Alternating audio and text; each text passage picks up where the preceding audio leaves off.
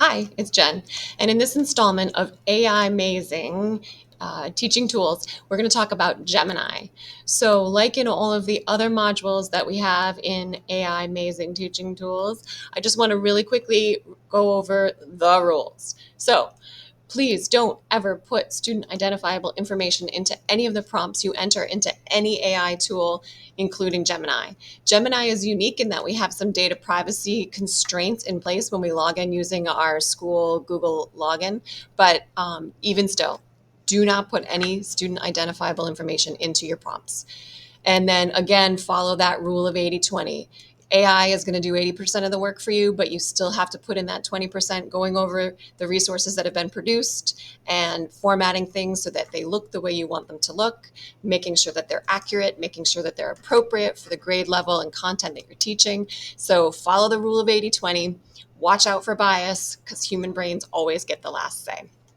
So, a little bit about Gemini. Gemini is formerly known as Google Bard, and it is one of the top competitors for ChatGPT. So, they don't work together, they work in opposition a little bit of each other. The nice thing, as I said before, about Google Bard from a teaching perspective is there are some built in layers of security when you log into Google Bard, or excuse me, Gemini, no longer Google Bard, when you log into Gemini with your school Google login. The first time you log in, I got a little screenshot here of some of the things that will pop up. I know sometimes folks get a little worried when things start to pop up and they have to click agree and continue and things like that. But this is what it's going to look like. You can agree and continue. They're approved in our district. If you're not in the district where I teach, just double check with your administrators and make sure that it's approved in the district where you work. And then you'll see this bar here, this blue bar across number 3, that basically indicates you've got some added layers of data privacy in place thanks to your Google Apps for Education subscription. The other thing to know about Gemini before we get into it is that you can ask it literally anything. It is set up in much the same way as as ChatGPT if you've used it before, and you can ask it to do anything. So I got a couple examples here where you could take a text, copy and paste it, ask it to level it for you for a particular grade level. You can draft a parent email using Google or Gemini. You can ask it to differentiate an assignment. You can copy and paste the assignment in here and said, can you differentiate it for someone who's struggling with reading comprehension, or you can differentiate it for learning styles. And there are countless uses for Gemini. Folks use it to help draft letters of recommendation. They also use it in the flip side. They create a letter of recommendation and copy and paste it into Gemini and say, what do you suggest for changes to make it sound more professional or more encouraging or more thoughtful, and Gemini will offer those suggestions for you based on what you've written. So when you click on the top left-hand side of this slide, or if you have the slide deck open, or I'll show you another way that you can get into Gemini via the waffle. If you just click open a new tab over here in the waffle, if you scroll down a little bit, here is Gemini. You can click and log in there. Remember, if it's your first time logging in, you'll get some agreement slides that you need to click yes, agree, and continue, and then you'll be in. Here's that bar at the top that says you've got added data protection. I'm going to X out of this to make room for the screen.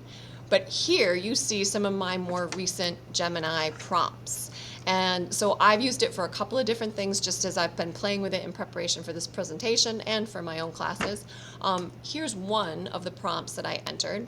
I'm going to scroll all the way to the top of this prompt, and here's my initial prompt.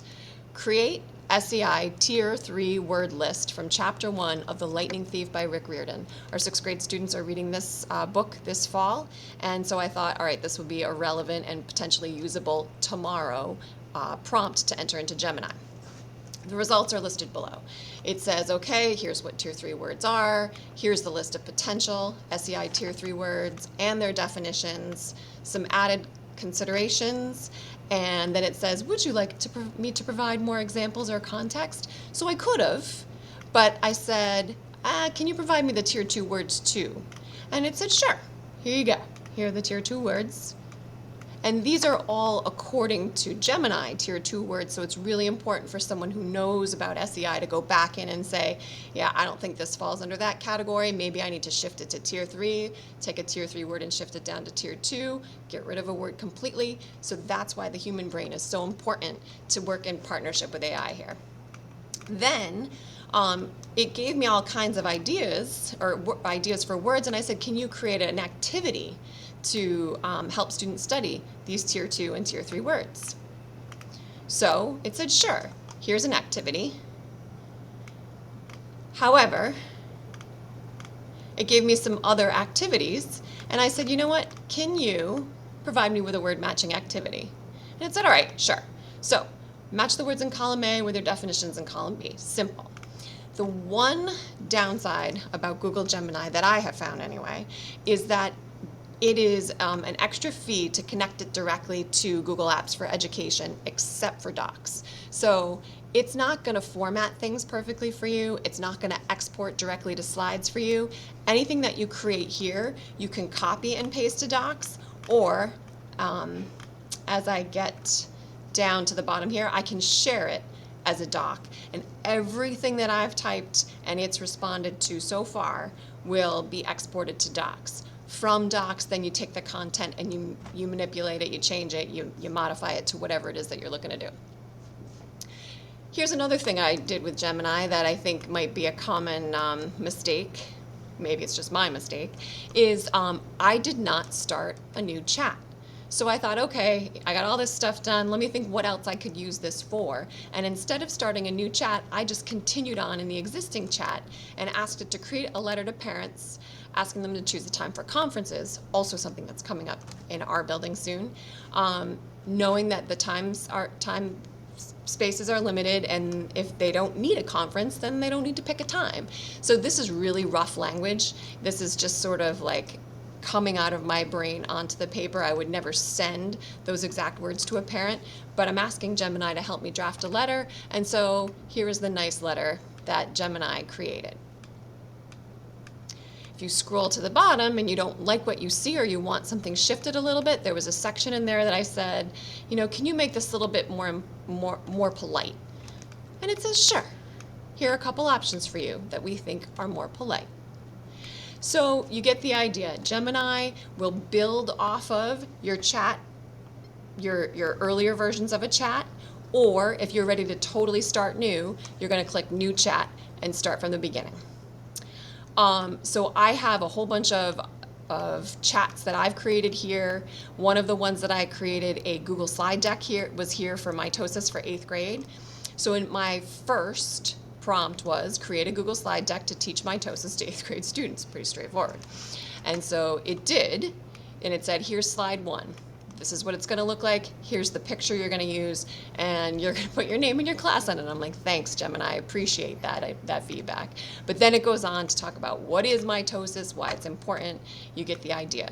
You can choose how many slides you want. You can say, hey, can you add a few more? Can you add a few less? I'm going to scroll all the way down till we get to the bottom, and it says here are the sources and where they got their info from.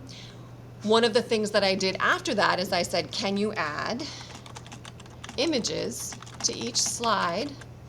And so it's like, sure, it will work on some images for you. A vibrant, colorful cell undergoing mitosis. So again, it's not perfect, but if you take this description that Gemini gives you and you paste it into a Google image search, the picture that comes up is likely exactly what you're looking for. And it'll give you a bunch of options to choose from, but that first one, they really nail it with that first one in the Google image search. So you can ask it to create a lesson. You can ask it to create a unit outline. You can ask it to create letters of recommendation, as I said before. Whatever you think you might need help with to save you some time, Gemini can do it. So give it a try. Please fill out that Google form and tell me what the first thing that pops into your head is that you think that this tool might be useful for to help you save time and energy, and then work on it for 15 or 20 minutes. Drop a copy of it into the Google Drive folder on the first slide in the slide deck, and I hope you find Gemini useful. Thanks.